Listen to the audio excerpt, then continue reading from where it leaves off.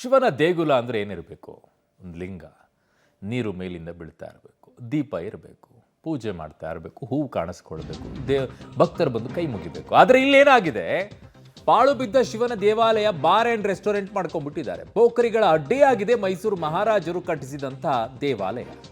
ಶಿವಲಿಂಗದ ಮುಂದೆ ಮದ್ಯ ಕುಡಿದು ವಿಕೃತಿಯನ್ನ ಮೆರೆಯುತ್ತಾರೆ ಕುಡುಕರು.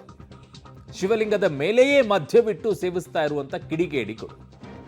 ಏನು ಹೇಳೋನ್ರಿ ಇವರಿಗೆಲ್ಲ? ಚಾಮರಾಜನಗರದ ಉಪ್ಪಾರ ಬೀದಿಯಲ್ಲಿರುವಂಥ ಪುರಾತನ ಶಿವನ ದೇಗುಲ. ಕುಡುಕರ ಕಿಡಿಗೇಡಿತನ ಪಬ್ಲಿಕ್ ಟಿವಿಯ ಕ್ಯಾಮರಾದಲ್ಲೂ ಕೂಡ ಬಟಾಬಯಲಾಗಿದೆ. ಪಾಳು ಬಿದ್ದಂಥ ಶಿವನ ದೇವಾಲಯವಾಗಿರುವಂಥದ್ದು ಬಾರ್ ಆ್ಯಂಡ್ ರೆಸ್ಟೋರೆಂಟ್. ಆ ದೃಶ್ಯವನ್ನ ನೋಡಿ ಹೇಗಿದೆ ಅಂತ ಹೇಳಿ.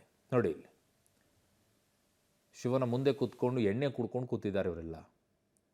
ಏನು ಮಾಡಕ್ಕೆ ನಿಂತವ್ರಿಗೆಲ್ಲ? ಮತ್ತು ಸ್ಥಳೀಯವಾಗಿರುವಂಥ ನಾಯಕರುಗಳು ಏನು ಮಾಡ್ತಾ ಇದ್ದೀರಾ? ಅಲ್ಲಿ ಪಾಳು ಬಿದ್ದಿರುವಂಥ ದೇವಸ್ಥಾನವನ್ನು ಅಭಿವೃದ್ಧಿಪಡಿಸಬೇಕು ಅನ್ನುವಂಥದ್ದು ಇಲ್ವಾ? ಪುನರುತ್ಥಾನ ಮಾಡಬೇಕು ಅಂತ ಅನ್ನಿಸ್ತಾ ಇಲ್ವಾ ನಿಮಗೆ? ಈ ಥರ ನಡೀತಾ ಇದ್ರು ಸುಮ್ಮನೆ ಕೂತ್ಕೊಂಡಿದ್ರಲ್ಲ ಸ್ಥಳೀಯವಾಗಿ ಪೊಲೀಸರು, ಕಣ್ಣಿ ಕಾಣಿಸಲ್ವಾ ನಿಮಗೆಲ್ಲ? ಇದೇ ಯಾವುದಾದ್ರೂ ಬೇರೆ ಧರ್ಮದಲ್ಲಿ ಆಗಿದ್ದಿದ್ರೆ ಏನಾಗಿರೋದು ಇಷ್ಟೊತ್ತಿಗೆ? ಅದಕ್ಕೆ ಬೇರೆ ಧರ್ಮಗಳದ್ದು ಯಾವ ರೀತಿಯಾಗಿರುತ್ತೆ, ಒಂದು ಇಂಚು ಜಾಗನೂ ಬಿಡಲ್ಲ ಅವರು. ಇನ್ನೊಬ್ಬರ ಕಡೆ ಇದ್ರೂ ಕಿತ್ಕೊಳ್ತಾರೆ. ಇಲ್ಲಿ ಇರೋದನ್ನು ಉಳಿಸ್ಕೊಳ್ಳೋಕೆ ಯೋಗ್ಯತೆ ಇಲ್ಲ, ಇರೋದನ್ನು ಉಳಿಸ್ಕೊಳ್ಳುವಂಥ ಯೋಗ್ಯತೆ ಇಲ್ಲ. ನಾಳೆ ಅದನ್ನು ನೆಲಸಮ ಮಾಡ್ಬಿಟ್ಟು ಅಲ್ಲಿ ಏನೂ ಇಲ್ಲ ಅನ್ನೋ ಮಟ್ಟಕ್ಕೆ ತಂದಿಟ್ಟಿರ್ತಾರೆ ಬೇಕಿದ್ರೆ. ಒಂದಿಷ್ಟು ನಂಬಿಕೆಗಳಿದಾವ್ರಿ. ಪಾಳು ಬಿದ್ದಿದೆ ಅಂದ ತಕ್ಷಣ ಹೊರಗಡೆ ಗೋಡೆಗಳು ಬಿದ್ದಿದೆ, ಅದನ್ನು ಸರಿಯಾಗಿ ಮತ್ತೆ ಜೀರ್ಣೋದ್ಧಾರ ಮಾಡೋಕ್ಕಾಗಲ್ವಾ? ಕಣ್ಣಿಗೂ ಕಾಣಿಸದೇ ಇರುವಂಥದ್ದ ಯಾವ ನಿಟ್ಟಿನಲ್ಲಿ? ಇಂಥವು ಎಷ್ಟಿದಾವೆ ಗೊತ್ತಾ? ಒಂದು ಪ್ರತಿಯೊಂದು ಊರಲ್ಲೂ ಈ ರೀತಿಯಾಗಿ ಪಾಳು ಬಿದ್ದಿರುವಂಥದ್ದು ಕಾಣಿಸುತ್ತೆ. ಅದನ್ನು ಜೀರ್ಣೋದ್ಧಾರ ಮಾಡುವಂಥ ಯೋಚನೆನೇ ಬರಲ್ವೇನೋ ಯಾರಿಗೂ. ನನ್ನ ಸಹೋದ್ಯೋಗಿ ವಿಜಯ್ ಜಾಗಡ್ಕಲ್ ನನ್ನ ಸಂಪರ್ಕಕ್ಕೆ ಸಿಗ್ತಾ ಇದ್ದಾರೆ. ವಿಜಯ್ ಸಂಪರ್ಕಕ್ಕೆ ಸಿಗ್ತಾ ಇದ್ದಾರೆ. ವಿಜಯ್, ಏನ್ರಿ ಸ್ಥಳೀಯವಾಗಿರುವಂಥ ಯಾರಿಗೂ ಕೂಡ ಏನು ಅನಿಸೋದಿಲ್ವಾ ಈ ವಿಚಾರದಲ್ಲಿ? ಅದನ್ನ ಜೀರ್ಣೋದ್ಧಾರ ಮಾಡಬೇಕು, ಮತ್ತೆ ಹೇಗಿತ್ತು ಅದೇ ರೀತಿಯಾಗಿ ವೈಭವವಾಗಿ ಕಾಣಿಸ್ಕೊಳ್ಬೇಕು ಅಂತ ಯಾರಿಗೂ ಅನಿಸ್ಲೇ ಇಲ್ವಾ ಅಲ್ಲಿ?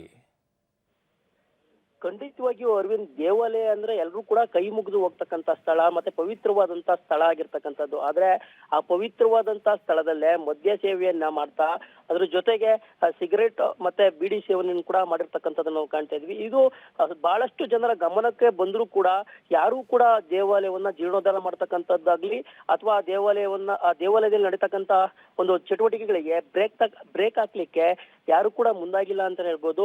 ಇದು ಮೈಸೂರು ಮಹಾರಾಜರು ಕಟ್ಸಿರ್ತಕ್ಕಂಥ ಒಂದು ಹಳೆಯ ದೇವಾಲಯ ಅಂತ ಹೇಳ್ಬೋದು. ಈ ಹಳೆಯ ದೇವಾಲಯದಲ್ಲಿ ಈಗ ಒಂದು ಕುಡುಕರ ಅಡ್ಡಿಯಾಗಿ ಬದಲಾಗಿದೆ. ಇಲ್ಲಿ ಬೆಳಿಗ್ಗೆ ಮತ್ತೆ ರಾತ್ರಿ ಎರಡು ಸಮಯದಲ್ಲೂ ಕೂಡ ಕುಡುಕರು ತಮ್ಮ ಚಟಕ್ಕಾಗಿ ಈ ದೇವಾಲಯವನ್ನ ಬಳಸ್ಕೊಳ್ತಾ ಇರ್ತಕ್ಕಂಥದ್ದು.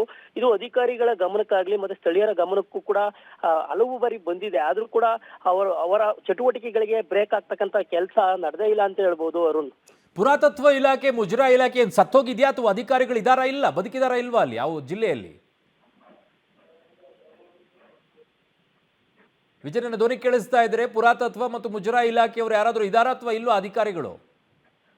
ಅರುಣ್, ಇದು ಅಧಿಕಾರಿಗಳ ಗಮನಕ್ಕೆ ಸಾಕಷ್ಟು ಬಾರಿ ಸ್ಥಳೀಯರು ತಂದಿದ್ದಾರೆ. ಆದ್ರೆ ಅಧಿಕಾರಿಗಳ ಒಂದು ಸ್ಥಳವನ್ನ ಪರಿಶೀಲನೆ ಮಾಡ್ತಕ್ಕಂಥದ್ದಾಗ್ಲಿ ಮತ್ತೆ ಆ ದೇವಾಲಯವನ್ನ ಪುನರುಜ್ಜೀವನಗೊಳಿಸ್ತಕ್ಕಂಥದ್ದಾಗ್ಲಿ ಮತ್ತೆ ಆ ದೇವಾಲಯದ ಸುರಕ್ಷತೆಯನ್ನ ಕಾಪಾಡುವಂತ ಕೆಲಸ ಮಾಡೇ ಇಲ್ಲ ಅಂತ ಹೇಳ್ಬೋದು. ಇದು ಕೂಡ ಸ್ಥಳೀಯರಿಗೂ ಕೂಡ ಒಂದಷ್ಟು ಇಷ್ಟ ಇಲ್ಲದ ರೀತಿಯಲ್ಲೇ ಕಂಡು ಬರ್ತಾ ಇರ್ತಕ್ಕಂಥದ್ದು. ಯಾಕೆಂದ್ರೆ ಆ ಹುಡುಗರೆಲ್ಲ ಸೇರಿ ಯುವಕರೆಲ್ಲ ಅದನ್ನ ಒಂದು ಕುಡಿತದ ಚಟಕ್ಕಾಗಿ ಬಳಸ್ಕೊಳ್ತಾ ಇದ್ರು ಕೂಡ ಅದನ್ನ ವಿರೋಧಿಸ್ತಕ್ಕಂಥ ಒಂದು ಕೆಲಸ ನಡೆದೇ ಇಲ್ಲ ಅಂತ ಹೇಳ್ಬೋದು. ಒಂದಷ್ಟು ಮಹಿಳೆಯರು ಕೂಡ ವಿರೋಧವನ್ನು ವ್ಯಕ್ತಪಡಿಸಿರ್ತಕ್ಕಂಥದ್ದು ಬಿಟ್ರೆ ಇನ್ ಬಹುತೇಕವಾಗಿ ಇದನ್ನ ಒಂದು ಕುಡಿತದ ಅಡ್ಡೆಯಾಗಿ ಪರಿವರ್ತನೆ ಮಾಡ್ಕೊಂಡಿರ್ತಕ್ಕಂಥದ್ದು.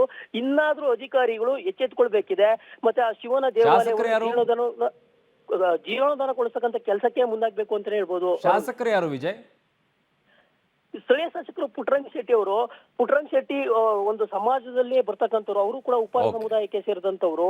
ಅವರು ಕೂಡ ಈ ಒಂದು ಭಾಗದಲ್ಲಿ ಸಾಕಷ್ಟು ತನ್ನದೇ ಆದಂತ ಹೋಲ್ಡಿಂಗ್ಸ್ ಕೂಡ ಇಟ್ಕೊಂಡಿದ್ದಾರೆ. ಆ ಶಾಸಕರು ಗಮನಕ್ಕೆ ಈ ತಂದ್ರು ಹಲವು ಬಾರಿ ಕೂಡ ಅಲ್ಲಿ ಇರ್ತಕ್ಕಂಥ ಸ್ಥಳೀಯರು ಕೂಡ ಒಂದು ಮನವಿಯನ್ನ ಮಾಡ್ಕೊಂಡಿದ್ದಾರೆ. ಆದ್ರೂ ಕೂಡ ಪ್ರಯೋಜನ ಆಗಿಲ್ಲ. ಯಾವ ಹೋಲ್ಡ್ ಇಟ್ಕೊಂಡ್ರೆ ಏನ್ರಿ ವಿಜಯ್? ಇಂಥದಕ್ಕೆ ಸರಿಯಾಗಿಲ್ಲ ಅಂತಂದ್ರೆ ಉಪ್ಪಿನಕಾಯಿ ಹಾಕೊಂಡು ನೆರ್ಕೊಳ್ಳೋ ಇಟ್ಕೊಳ್ಳಿ ಅವ್ರ ಹೋಲ್ಡ್ಗಳನ್ನ. ಧನ್ಯವಾದಗಳು ನಿಮ್ಮೆಲ್ಲ ಮಾಹಿತಿಗೆ.